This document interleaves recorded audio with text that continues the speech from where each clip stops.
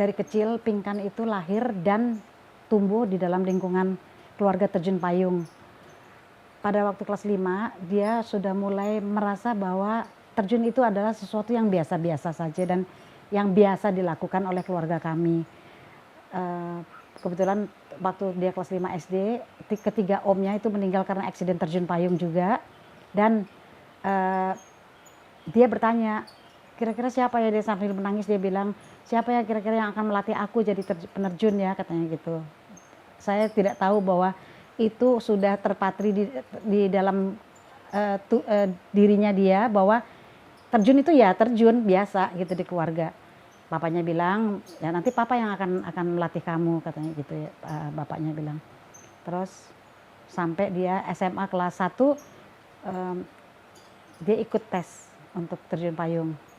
Dan pertama mungkin secara pada psikotes dia belum tembus ya, tapi terus keadaan kemudian dia ikut lagi dan dianya lulus untuk tes terjun payung.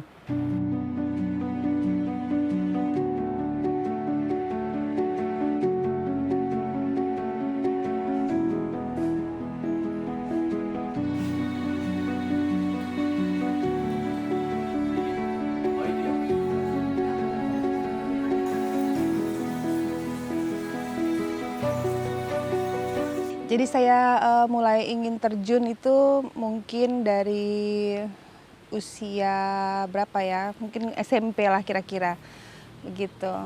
Tapi dari kecil memang saya besar dari keluarga yang memang punya latar belakang terjun payung.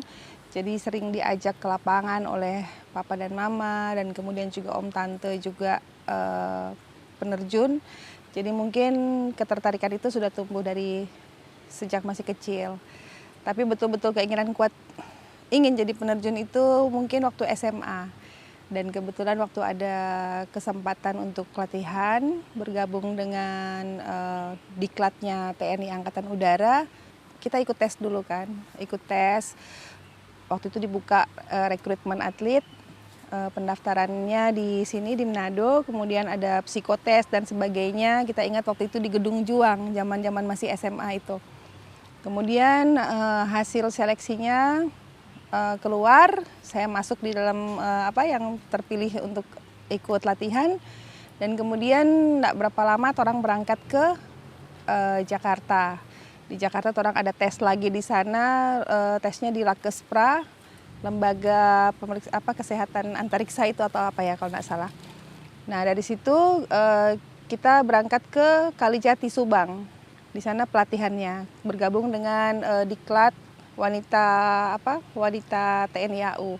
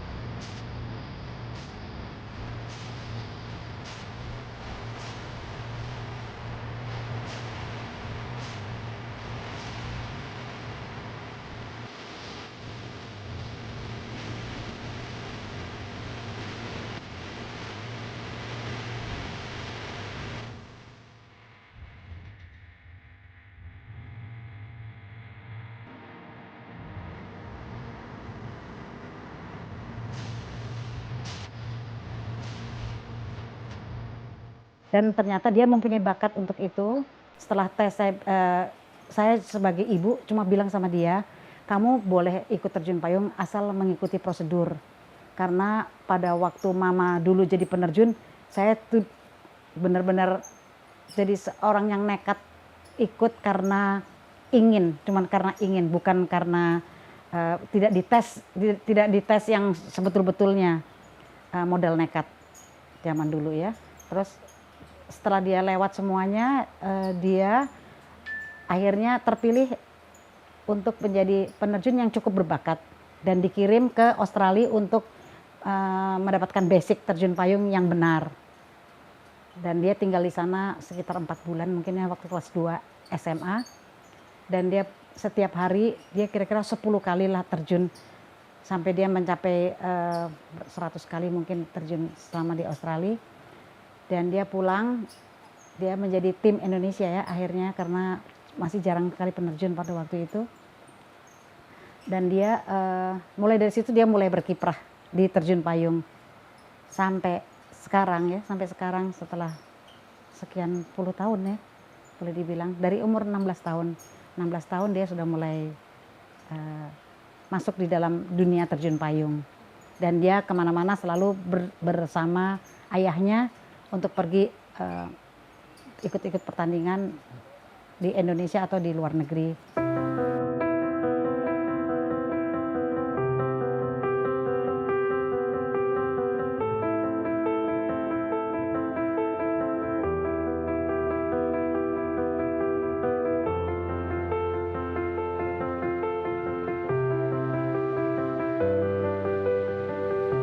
Umur saya lebih dulu jadi atlet saya, tapi Pinkan punya kelebihan dan dia ada yang namanya kalau kita meloncat, jadi harus ada orang yang harus mencari titik yang namanya spotting untuk sasaran ya. Kalau dari ketinggian misalnya kita loncat 5.000 feet ya, dia yang mengarah pesawat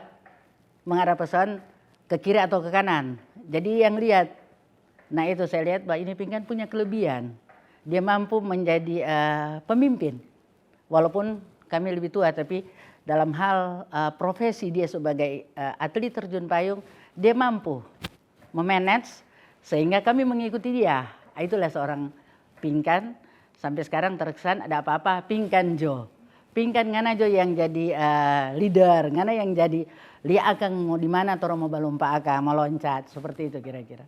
Mungkin manusia biasa tidak mau menerima ya dengan jatuhnya Bapak Pinkan almarhum Teo Mandagi terjadi di Bali tahun 2000 kalau nggak salah, 2004 ya.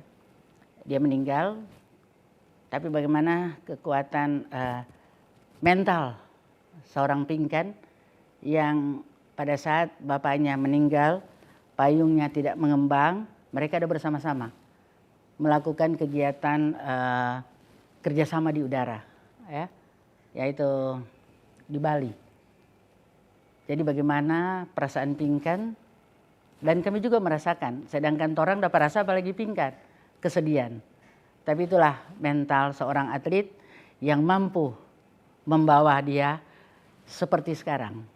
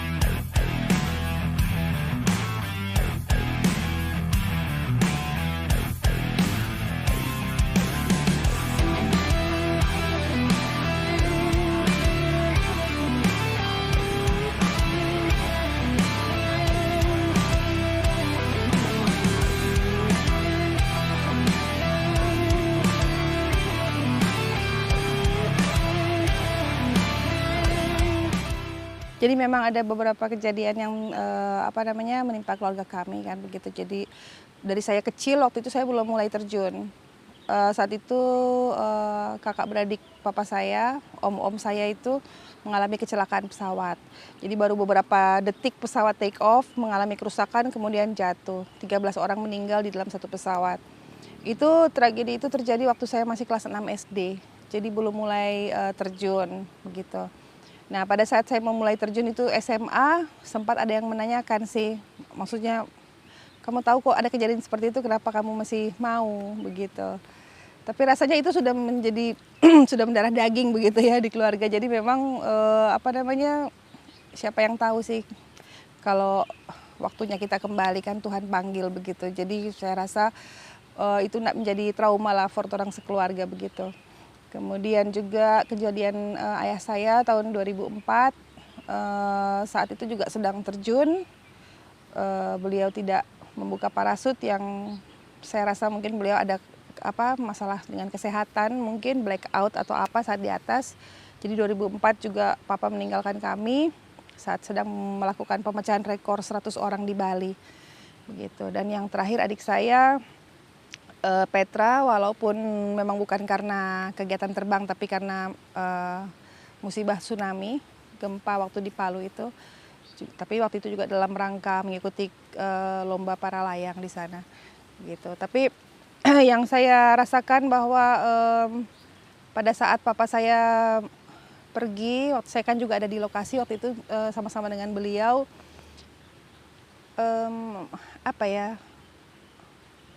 Tidak ada rasa trauma sih yang saya dan adik saya rasakan waktu itu.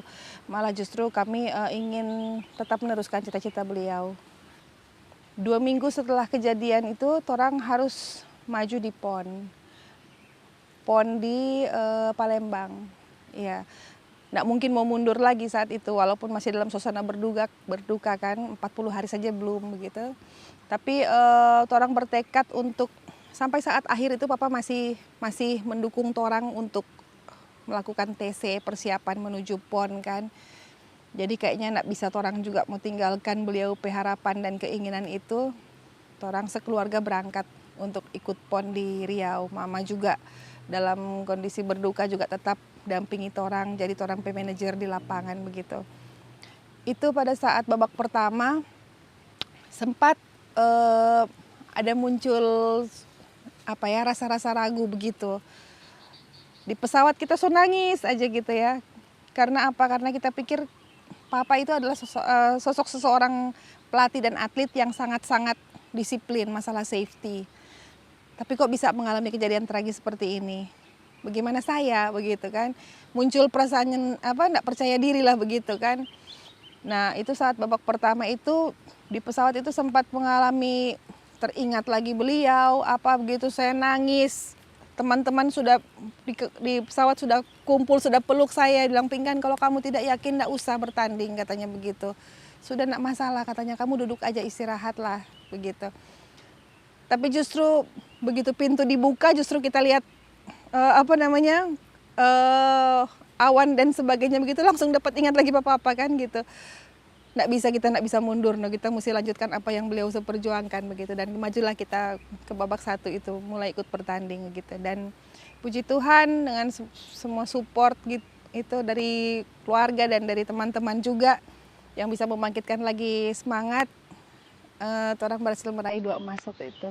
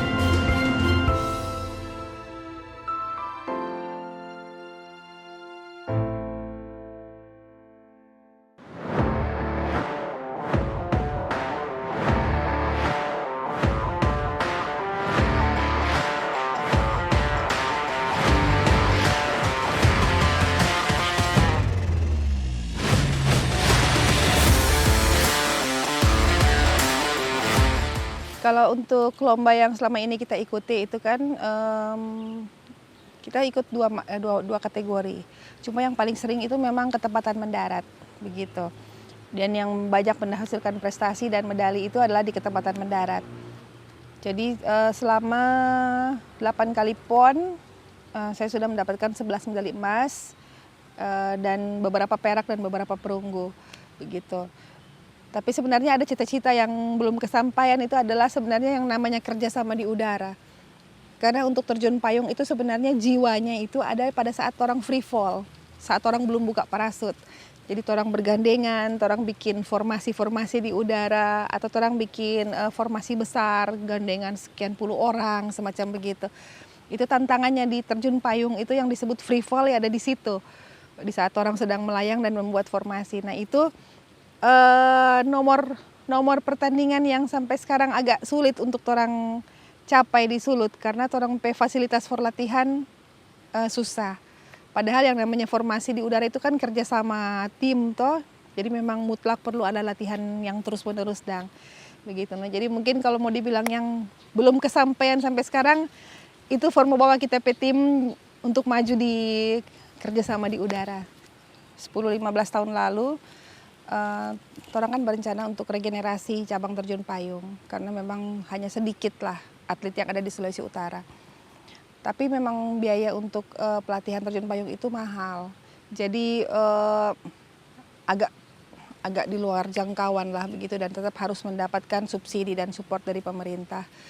Nah, saat itu orang mulai berpikir karena waktu 2012 kami buka pendaftaran untuk pelatihan terjun payung, nggak disangka-sangka banyak sekali yang mendaftar. Hanya dalam waktu 2 minggu ada 40 berkas yang masuk mengajukan diri untuk menjadi atlet terjun payung. Tapi karena mahalnya biaya, jadi memang saat itu hanya 5-6 atlet yang bisa orang akomodirkan. Nah saat itu orang mulai berpikir apa ya cabang olahraga dirgantara yang menyerupai terjun payung, tapi tidak memakan biaya sebesar ini karena ini kan perlu pesawat, perlu apa tuh begitu. Jadi memang biaya operasionalnya besar. Nah, di situ kemudian mulai orang merintis untuk mengembangkan cabang para layang di Sulawesi Utara. Dimulai dengan event pertama di Kaweng di Tondano. Dengan harapan masyarakat mulai mengenal cabang olahraga para layang di Sulut begitu dan mulai berminat untuk sama-sama pakai parasut juga, cuma bedanya kalau terjun payung dari pesawat, kalau para layang dari gunung. Dari saat itu tahun 2011 itu masih 0 atlet, puji Tuhan sekarang sudah ratusan atlet yang ada di Sulawesi Utara dan menghasilkan medali juga, sudah mendapatkan medali di PON.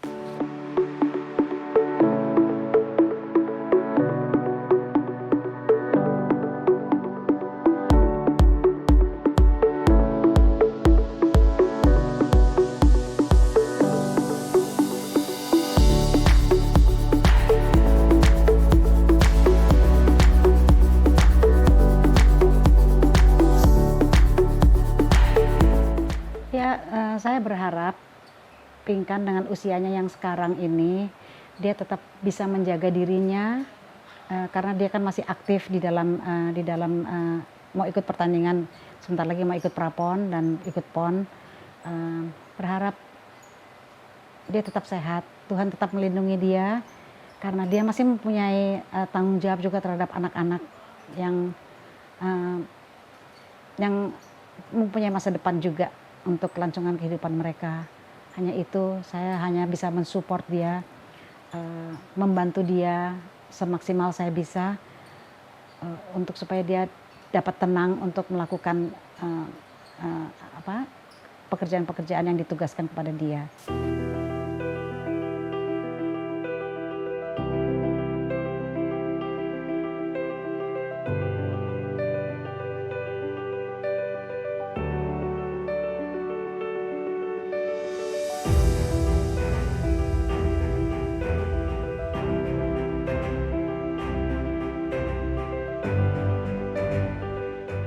Pesan yang ingin saya sampaikan untuk teman-teman, terutama generasi muda, untuk adik-adik yang saat ini sedang menggeluti olahraga dan ingin mencapai prestasi adalah bahwa kita perempuan pasti bisa. tanpa harus melupakan kodrat orang sebagai seorang perempuan, seorang ibu, seorang wanita. Semuanya itu bisa orang jalani sambil membagi waktu baik untuk pekerjaan, untuk sekolah dan juga untuk keluarga.